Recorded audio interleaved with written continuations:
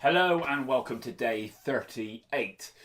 I hate productivity books. I hate those books that say to become a productivity ninja or, how to set schedules up and look at your emails. I hate all that stuff.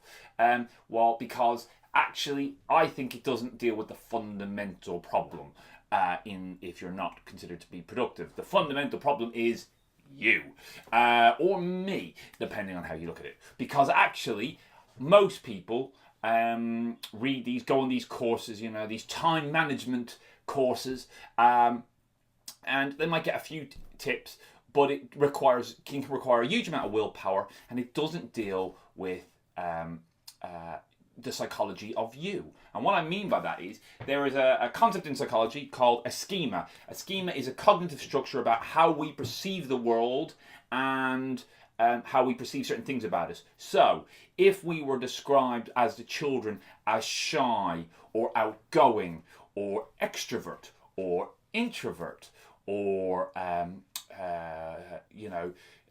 she's a slightly worried child or he's a very loud child, we carry these schemas into adulthood. Now, why is that important? Why does that affect productivity? So, for example, as you know, I've been talking about habits and how we set up habits to make us to help us be more productive, and also in terms of habits that we have been running through our brains throughout our lives and doing things a certain way. So, for example, why does a schema relate to a habit? Well, for example, if I was to think about one of my schemas about running a business, one of the things that I fundamentally believe about running my own business is it gives me freedom.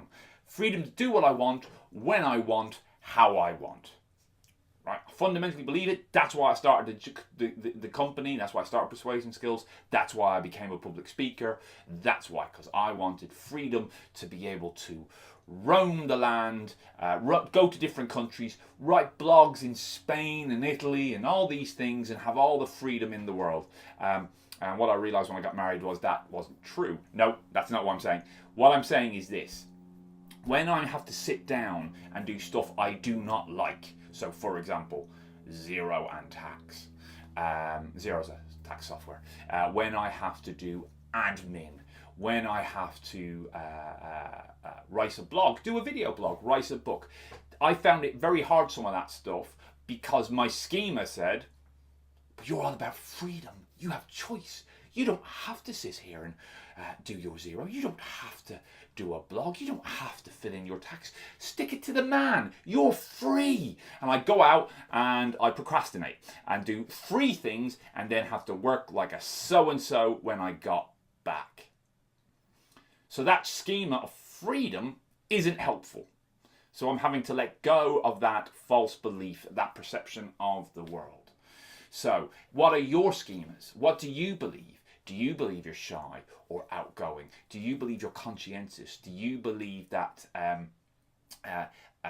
have you always been told that you don't like a row, that you're a people pleaser?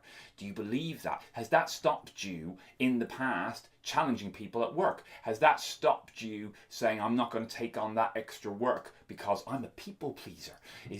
Are the things in your head, the schemas, getting in the way and creating habits that will stop you moving forward?